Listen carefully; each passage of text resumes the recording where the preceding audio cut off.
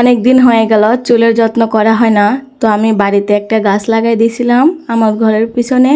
সেখানে মেহেদি গাছটা অনেক সুন্দর হয়ে উঠছে। তো আমার শাশুড়ি ভাবছে যে মেহেদি তো বৌমা মাথায় দেয়, তো একটু পাড়ায় দেই।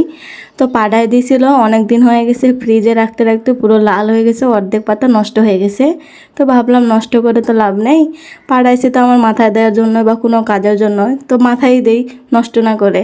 তো সেই জন্য আমি বাটাবাটি শুরু করে দিয়েছি, বাটাবাটি হয়ে গেছে।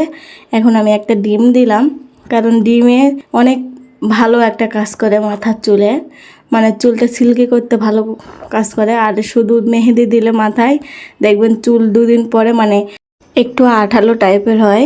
তো সেই জন্য আমি ডিমটা দিলাম, যেহেতু আমার মানে চুল ভালোই লম্বা আছে বলতে গেলে। এভাবে করে কিন্তু মাথার যত্ন করে কিন্তু আমার চুলটা লম্বা করেছি। একটা সময় ছিল আমার অসুখে আমার চুল সবই পড়ে গেছিলো বলতে গেলে, মাথা জুড়ে একটুখানি চুল ছিল।